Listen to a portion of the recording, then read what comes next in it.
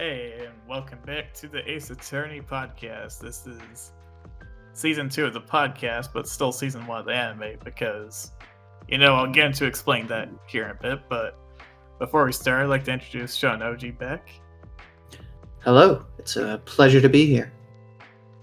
Anyways, we hope you're seeing the previous 2 podcasts to get you up to speed. I'll just recommend you just watch the first one. You'll get a good basic idea of what we're doing here. But to start the episodes we're covering, so that way there's no spoilers or anything for people who've been following us, we are going to be covering Turnabout Promise, which is basically one of the first mixed canon episodes. So parts of it is technically canon, it doesn't contradict the main story, and then we have the first trial with Phoenix returning, and it's probably one of my least favorite trials, so at least we're gonna get more commentary on that soon. So I guess we'll start with the filler episode. So to basically describe, it's like a flashback episode where Phoenix recalls the incident, how Edgeworth and Larry and all of them came together, basically, which was brought up in the trial in the games, but this is more like an extension of it, basically.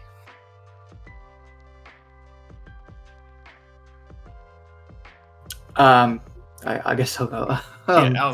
I'll let you go first, since there's not really much that I have to say about it, to be 100% honest. No, I don't have too much to say about it either. I will say I did like it because, not that it's super necessary, but it does give you a nice coherent story. It's nice to have it in one full episode as opposed to bits and pieces here and there. Even though it was explained pretty well, it's nice to have it in one flashback, I guess. I also liked the bit with the dog and how he used the money to buy dog food. I thought that was pretty cute. But yeah, that's pretty much it. I thought it was a decent episode. I guess to get a bit more into the mood here, the main thing that I'll say about it personally is that I kind of like with Edgeworth leaving behind his note that he says the prosecutor, Edgeworth basically chooses death, and it kind of leaves it a bit ambiguous, because if the anime here would want to continue, there is a sequel series that follows Edgeworth being an investigator, so I kind of hope they do that. But I will say I'll talk more about it in our next podcast, because that's when a character's introduced that is key to that game, basically. But to get things started with this, I will say that it's one of those episodes where it's nice, it still follows the canon, but it's something not necessary. If you want to skip it, you kind of can, in 100% honesty. But I will say, if you want some slice of life and kind of a wrap up from the first arc, I would say that's a decent episode, honestly. So wait, I was actually confused. Why did he leave a note saying he chose death? Okay, so during the events of Ace Attorney, Edgeworth goes on his own investigation thing, basically, during the same time period. Okay. It's at least as far as how the timeline goes. So he basically says that because he becomes an investigator, basically. Okay. So he said that, but he's not actually dying. He's just saying that so that nobody looks for him, basically. He's saying he chooses that kind of as his profession. Gotcha. Okay. Because he views himself at that time in the anime as a different character than who he is from that point onward, basically. Right. He does eventually come back, so he technically hasn't given up the profession, but it's more at this point in time he's not around. Okay, that makes sense. All right, good enough. But yeah, I will say that point was important, at least for that aspect, but it's more like a symbolism moment. It's not super necessary if you want to skip this episode. That's the key thing. If you were to watch it, that's the most important thing, I would say, that you can get from the episode. I mean, they do technically bring it up in the next case series, although if you didn't see it the first time, you'd be like, wait, what? When did that happen? But yeah, should we get into reunion turnabout? I guess the first case for this arc. I'll let you go ahead and open it, but I just want to say, really, this is your least favorite? It is, honestly. There's other cases that I like a lot better, to be 100% honest. Damn, because I gotta say, this is my favorite so far. Well, to be honest with you, first Ace Attorney, it's pretty good overall. Second Ace Attorney, it gets really good, but I think its start doesn't help personally. So, to give people a synopsis, basically Wright falls unconscious after someone basically attacks him. And he doesn't necessarily forget everything, but his memory's kind of hazy, so he has to go defend this police officer, Maggie Birdie, I believe that's how you pronounce it. Or Bird, I don't know. I'll just call her Maggie, since that is her name. Basically, she is a reoccurring character later, so she will show up later on, but the funny thing is, basically, person knocks him out, so you basically have Right on a different playing field. And to explain why I don't think this works in the anime, it's mostly because how it worked in the games, this was basically a setup to recall characters. So Pain shows up again and he makes a remark to Phoenix, it's like, hey, you better not lose this time.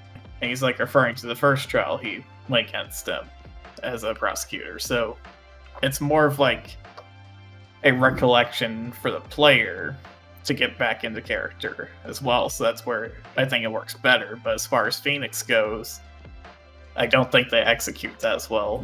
I think it'd been better if they messed with his personality a bit better in the anime, which they didn't do for whatever reason.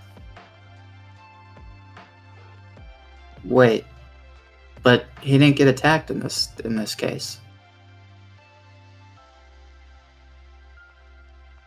Are we talking about the same case? Yeah. Are we talking about the one where they frame Maya? Did you watch the wrong episode? Wait a minute. Weren't we going to watch 13 through 17? Yeah, but this is the case before. Oh. Wait, are you talking about when they were kids? I think you watched the wrong thing. I don't think I did. I swear to God, I don't think I did. So, okay. So, Why don't you recall the episode you watched, and then we'll sort this out. 13 later. through 17, right? That's what we were supposed to watch? Let me pull up the wiki real quick for you. Because 13 through 17, Yeah, one of them was the kids in the flashback, like we just talked about, and then the rest of them was it was the hospital. The director of the hospital was mad at the girl for mixing up the drugs and killing 14 people. And so he goes to the... Am I thinking of something else then? You're thinking of something else. You just confused me so hard. I was listening quietly. I was just like, this has nothing to do. I was waiting for you to talk about what happened. And at the end of it, I'm like, so what does this have to do with Maya?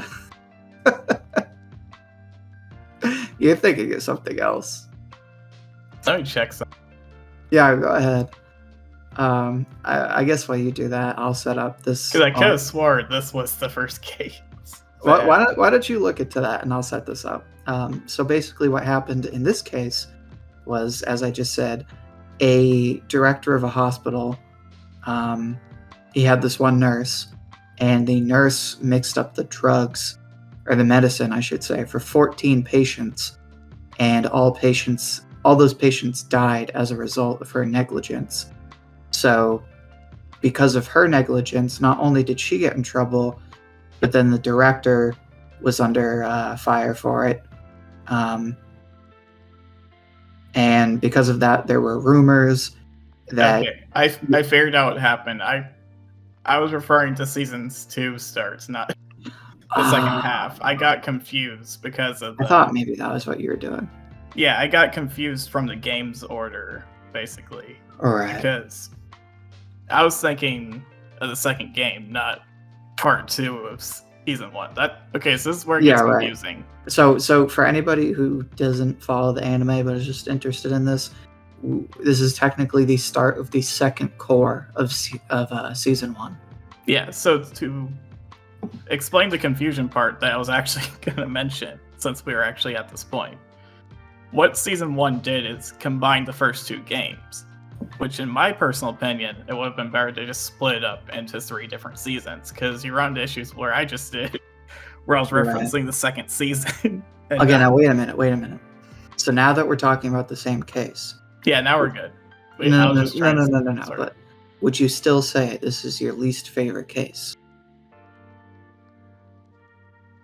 I would say no, because this case right here sets up a lot in the second season, which luckily it didn't spoil at all. Because I thought this was a really good one. Like, this is my favorite so far.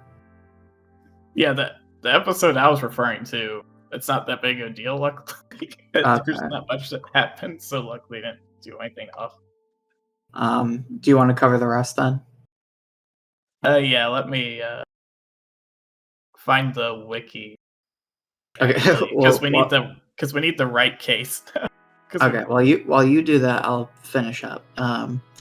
So basically, what happens is the director of the hospital. So the nurse gets into a car accident and dies, and then it looks like there's rumors that the director set it up in order to take care of the nurse. So, so I can explain what happened real quick. So, okay, go ahead. In the game's order, the case I was referring to is actually the first case. What they did with the anime is they did Reunion Turnabout, which is one you're talking about right now, and they put the case that I'm talking about the end, basically, and just threw at the start of season 2 for some reason. So that's what happened with it. So that's all sorted. Yeah, but to finish up, basically, so the director of the hospital goes to the temple where Maya, is, what's the word? Not channeler, spirit person. What's the word I'm thinking of? Psychic? Is that the word? Psychic? No, channeling's correct. Channeling? Okay. Because that's what she does. She brings up She's a spirit medium. That's the word. She's a medium. Yeah. So they go there, and Phoenix goes with the director, and then that's how her and Phoenix reunite, hence the name Reunion. Okay, take it from there. Yeah, so what I'll say now is actually, because I did switch the order for the anime, I do like it a lot better, because it gives a better reuniting with Maya and Phoenix. Instead of the games, you have to deal with that filler case, which luckily they threw in the second season for some reason, which I'm just finding really funny now, because we've sorted this all out. And I kind of like the idea where basically we learn more about what Maya actually does, technically, and where she came from more, and getting a bit more backstory of her to an extent. Right, and we also learn about her family more, like actual legit details, like we see faces and names and all that stuff. Which is what I like, because it's like, for anyone who was following season 1, it's like, well, does she have any other family that's still around? It's like, oh, she does. Yeah, right. And it explains like why she is who she is, basically. We also got a new character, which was, what was her first name? The daughter of Von Karma.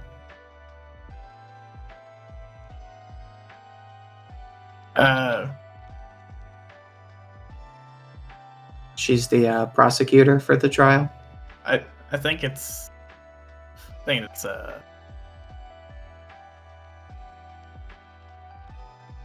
know. Try to find it. Come on, man! You got the wiki right there.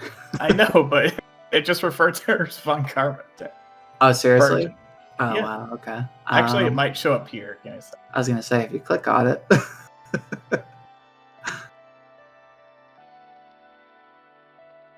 I will say I've never heard of her character, so it was pretty interesting to find out that there was a character and uniform that just whips people, and everyone was like, "Oh no, you're gonna whip me! Oh my god, I hope you don't." Francesca. Yep, that's what it was. Which that's what I was saying. It's a hard name to pronounce. Yeah, It's like I needed to look up how you actually pronounce it, but I thought it was really. Von I thought it was really basically. weird when she whipped the judge, and the judge was like, "Ooh, this is new." I think it is. I kind of like how her character is kind of set up. It's like, I love her character. I thought it was really fun. It's like this was the person who was also underneath Von Karma, but more direct. So she has more of like a spitefulness to her at this point after the events of the first season, right? Well, first half. Mm. So I will say I have one complaint about the case, even though I really, really liked it. So, for anybody who does not know, if a lawyer would be a witness in the case, or it's strongly likely that the lawyer is probably going to be a necessary witness in the case, then they can't serve as counsel. And yeah, that was something I was actually going to ask you, because that's the first time this happened. The reason for that is it's not like a law, but it is a direct violation of the professional code of conduct. And although I'm speaking from the American Bar Association, I would have to think it translates to other countries, because it's a pretty clear violation of what you would call conflict of interest. Because if you're the counsel for a party, then you have to represent them zealously. Like, you have to represent them to like your full capacity. But if you're a witness in that case, then you have to like answer all the questions honestly. You have your own interests. So by the nature of that relationship, you're going to have a literal conflict of interest. And that's why it's just not allowed. The only time it's allowed is when, say, it's like two businesses and they just need to ask you, like, did this person say this in the document? Or would you say that you gave your like best service when you were conducting this deal? That's okay, because you're just speaking to the like quality of your work. But like, if you're a necessary witness in a murder trial like this, most definitely cannot be attorney in the case. I will say the element of it's really interesting, the theme with Ace Attorney. You'll notice throughout there's instances where there is like two siblings that happen to be sisters who happen to be majorly important to the story in some element. It seems kind of like a running gag, I guess, and that's not, or right, theme, I guess. Which we have Mimi and Annie, which are basically the two sisters in this case. Then you have Maya and Mia, and then you'll have two others that'll show up. And I think there's another instance where this happens, so it's like 4 times in this series, which is kind of funny. And then you could also technically count, I think in the dub they call her Pearls, but in the sub they call her Harume. She's not she's not like literally a sister, but she kind of like a little sister, basically. I think that's kind of like how Maya described it. At least Right. it wasn't like blood related, I think even she said in the dub. Hmm. But her name being Pearls was basically a game thing. A lot of Right. names will change basically because of that. Which, again, I've said it before, and I want to say it again. I hate that I watch the sub and they go back and forth. Like, if episode 15 is all the Japanese names, then episode 16 will be all the dub names. And then they'll go back to the sub names in the next episode. And it's so confusing. It feels kind of lazy. It's like, let's just take the script. It's not even lazy. It's like, throw it in. It's like deliberately confusing. Like, it is so easy to just pick one and stick with it. But they do one in one episode and then one in the other episode. And it's like, I'm like sitting here watching it. I'm like, why are they going back and forth? Like, do they have two different translators who just like don't communicate about which like canon they're doing? I mean, I could believe that with Crunchyroll in particular, because I know that certain translators aren't paid as much, so there's a good chance someone could just pulled up a ton of stuff and actually didn't translate it. That's a fair point. And I guess it's the only logical explanation. But man, is it annoying. Well, it makes sense to me because these are visual novel games, so you have the game's text, and you technically, if the dub's being written around the same time, here's a chance you could have figured out stuff if you really needed it. Right. But I guess we can get a bit more into the trial. So, what do you think about, I guess, the opponent? I don't know how else to describe. Are you talking about Von Karma? No, the murderer person. Oh, I think we talked about Von Karma already. So the sister? Yeah.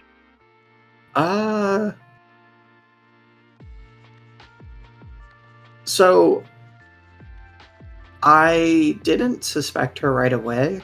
I thought she was like literally just like a random character when I first met her.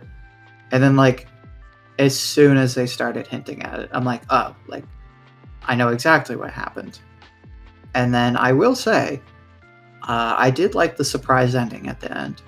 Like as soon as they started to reveal, I'm like, wait a minute, no.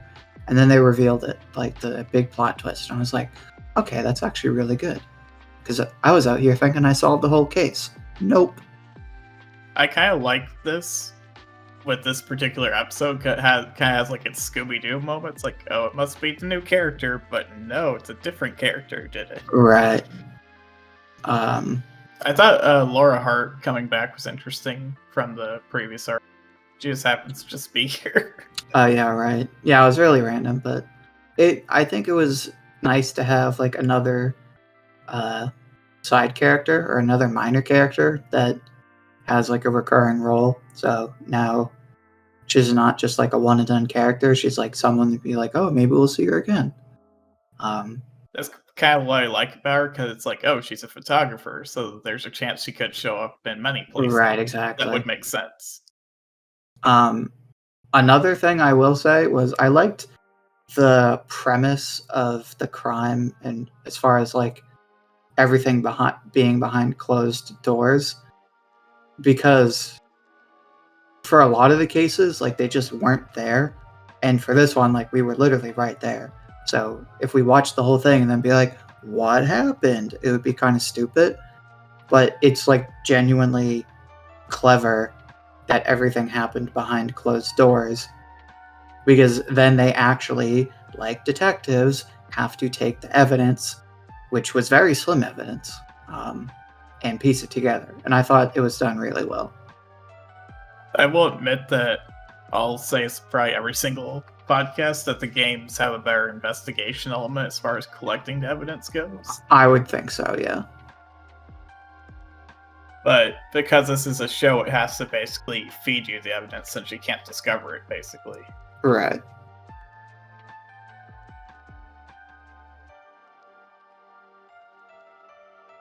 But There was also another thing where I forget which episode it was. It was pretty early. they asked Phoenix a question like, "Oh, well, do you remember seeing blah blah blah?" And he was like, no, I definitely didn't see anything." And the judge was like, "Dude, why are you like testifying against your defendant?" And I'm just sitting here like, well, he's not gonna lie in court. I Which, think like, that was probably like a comedy moment. I think. yeah, right. I think And it was more like part a of me was joke. like, oh, this would be like in the game, so he definitely chose the wrong answer. But part of me was like, yeah, this is clearly comedy, but it's also like part of it's also because they're like breaking the procedure and like talking back and forth between the lawyers, which you're not supposed to do. So that's part of why I guess it worked in this context. But I was just like, he's not gonna lie, and he's not gonna sit there and be like, I don't know. I just Well, you thought it have to was funny. consider with both Von Karma and Edgeworth in particular, they don't play by the rules. They'll purposely do things to mess Right? around with the Yeah. court system. Mm-hmm. I will say the next prosecutor after Francesca, once we get to that one, they change it up a bit. But I will say we kind of have to deal with these shenanigans due to how basically Von Karma raised them, and we see the different dynamics because of that. That is very fair.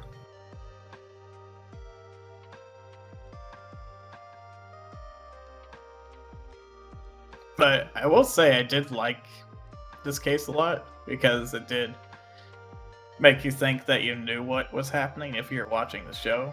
But if you played the games, you'd realize, oh, it actually was someone else. Mm-hmm. Yeah, I really guess- liked this case. I guess we can talk about Morgan Fay, the real person who caused all this. Yeah, right. So that was the person who mixed up the drugs, and everyone thought she was dead, right? Basically, yeah.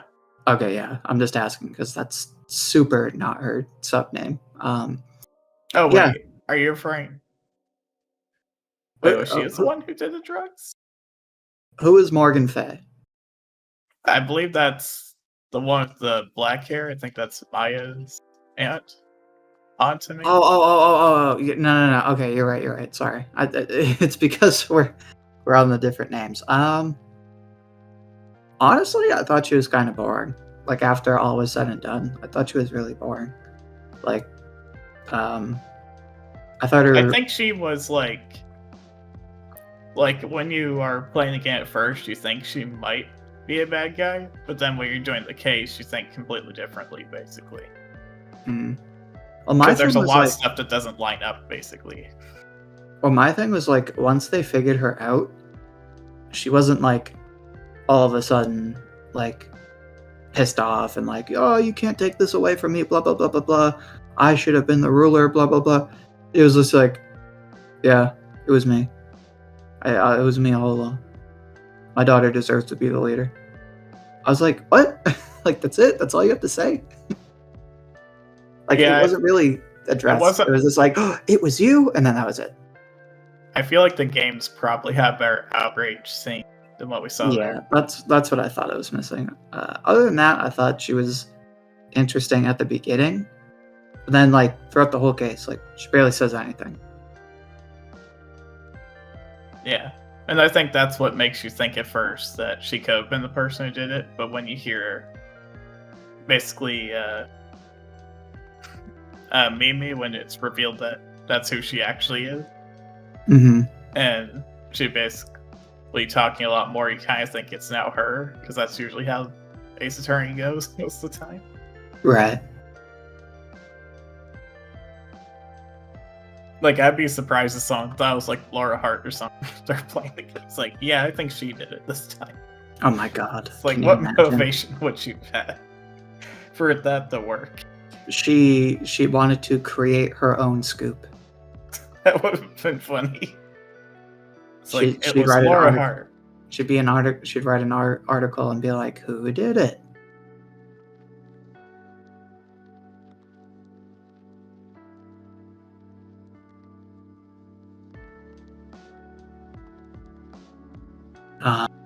Trying to think if there's anything we missed.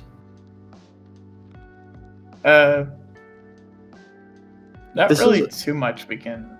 this talk is about. also the like first trial where they start to like ship Phoenix and Maya like in canon, because the cousin or the Pearls was just like, oh my god, you guys are so in love, and they're both like, no, we're not. Shut up. Well, to explain why I think they did that, I think it was more that if they did it sooner, that would have not looked too good because of the time skip, obviously. Yeah, right. So maybe they thought that, hey, let's have a time skip and let this happen. I guess I honestly don't know. So how old is she technically in this trial? Is she like 17? I think she's 18 by this point Okay. because I think in the first game she's 17. A time skip happened, so she's 18 now. I'm pretty sure. Okay, that makes sense. I might have to look it up to be sure, but I think that's how it went. I knew she was like right there. Because the idea is that in the previous season, she basically leaves to go train. That's kind of what happened. Yeah, right. But see, I guess we can talk about the anime to game changes. I think that'd be neat to talk about. Just need to scroll right down there.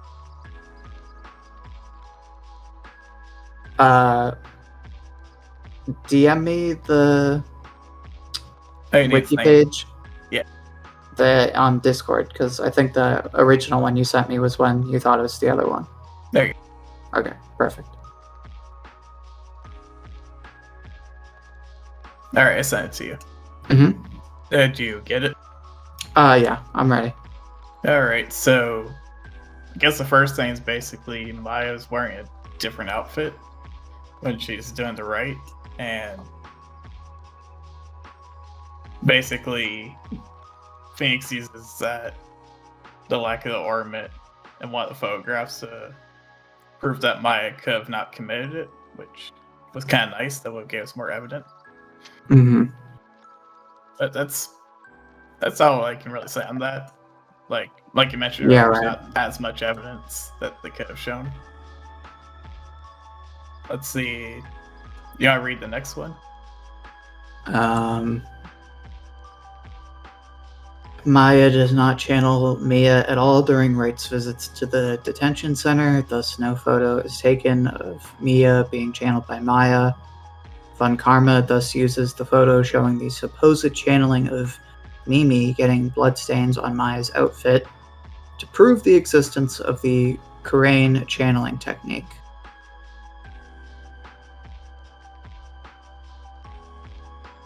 I do think that this change was fine because it did give Von Karma actual evidence for her side. So I guess this was fine for this change. Like, I don't have much issues with it. Yeah, I don't have anything to really add. Let's see. Mimi and Morgan face roles in the case were reversed for the anime. Instead of planning to kill Dr. Gray, she approached Morgan Fay to ask if she could alter channeling so Dr. Gray wouldn't discover the truth. Knowing the truth, Morgan blackmails Mimi into killing Dr. Gray so Maya can be framed. It makes Mimi the accomplice and Morgan the murderer. So that's technically not right, because I mean, Morgan was the one who had the plan, but Mimi was definitely the murderer. It still feels the exact same even with this. Yeah, right. That is a technicality thing, so for someone's coerced into murdering, would the coercer be trialed the same way, potentially?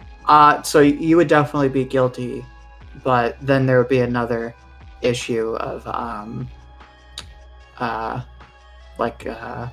joint venture, it's usually called. Oh, okay. And in this case, she would have to make the argument like, well, I didn't plan it. I was coerced through undue I guess duress, blackmail. stuff like that. As opposed to, oh yeah, we totally planned it together, and I super wanted to kill him. Let's see. Mimi's breakdown is altered. She rips her cat by driving her head through it, and screen explodes in a fiery blaze when her identity is revealed. I guess that's fine. I didn't have too many issues with that. It was just a minor thing. Let's see, in the game, Phoenix was able to open the iron doors that led to the channeling chamber by himself, and the anime Phoenix needed help for Lota's help to open it. I guess that's she was here to help again, because yeah, it's very weird. She does show up in the games, but her role isn't as significant. Like, she doesn't stick around as long. At least until when she finds out there's a murder, kind of, you know. Right.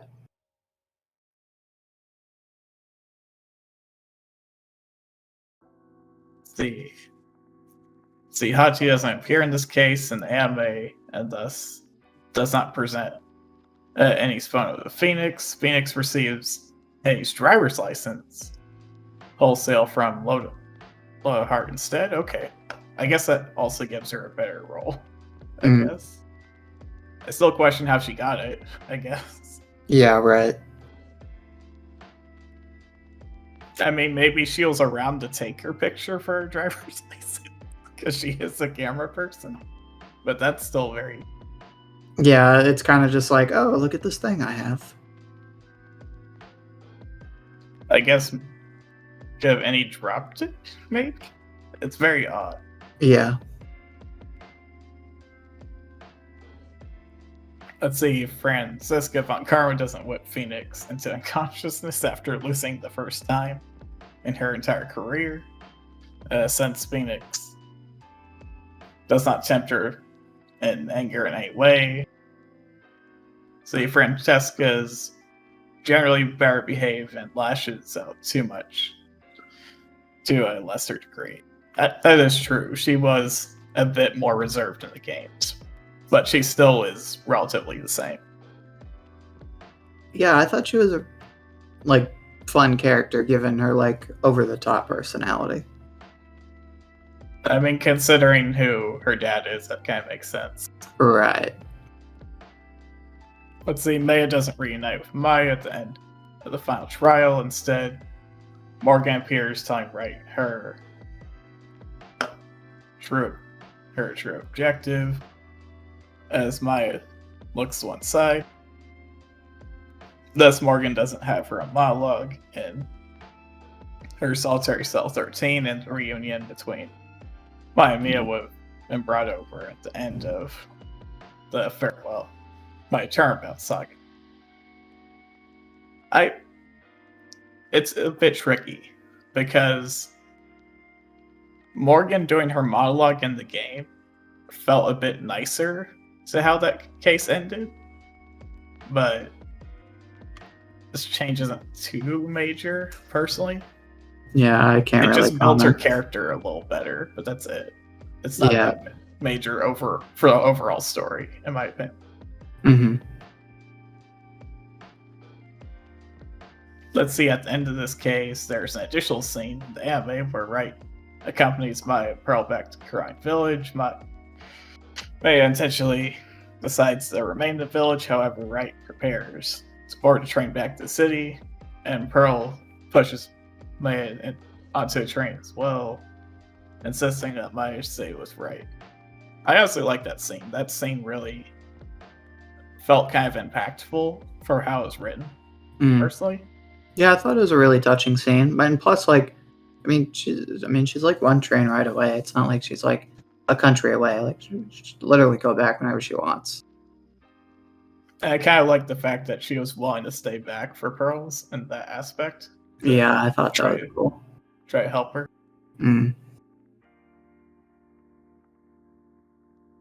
Let's see. I always like checking out some of the typo things.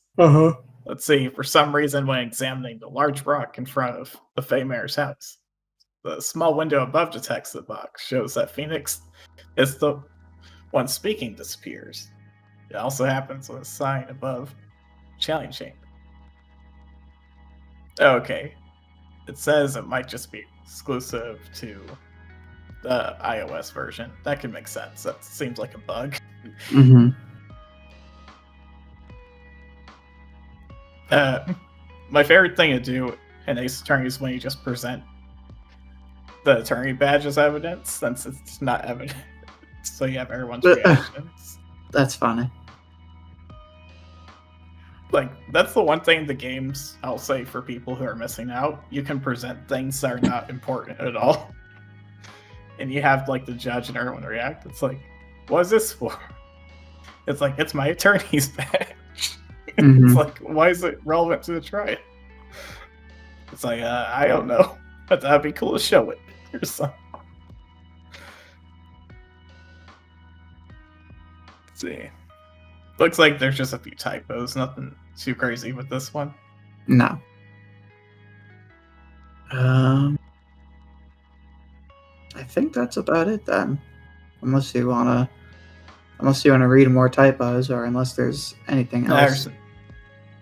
I guess I could give an overall summary of what I think. I think that Francesca was introduced fairly well. I think you get a good interpretation of her. The only downside for anime versus the game, she's a bit more turned up, which kind of makes sense because it is the anime, so you just kind of have to deal with that. I do think Morgan Faye's monologue at the end could have actually helped conclude this better, but they didn't do that. That's really because I just kind of brushed it over. But in exchange, we did have Pearls pushing Maya in front of a train. I mean, on a train.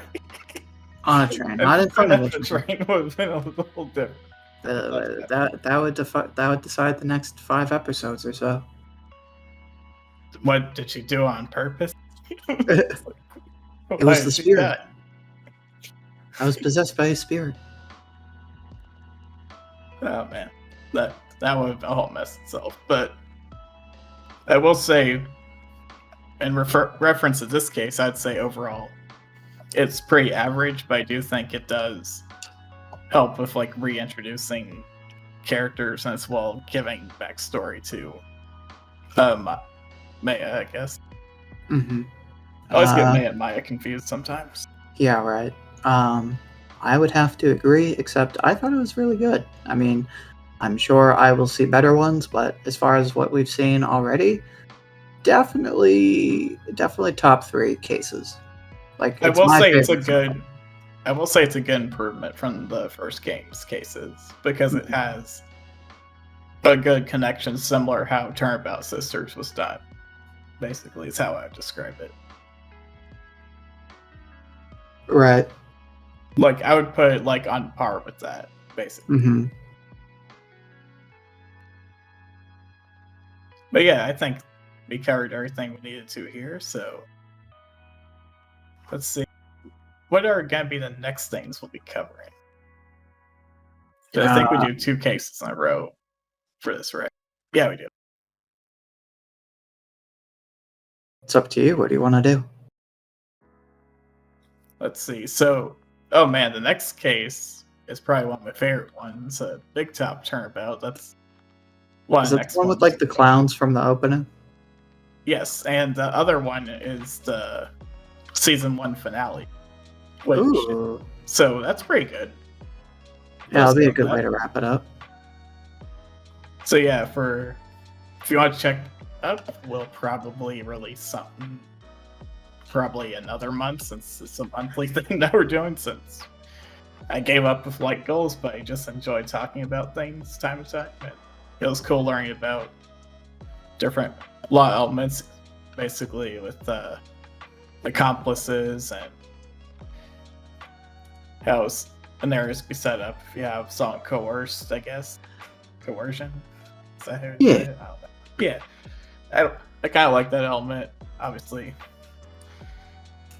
I will say that next 2 cases will probably have a bit more to talk about because we have the finale, obviously, for the season, and also Mhm. one of my favorite cases that's coming up. So Nice.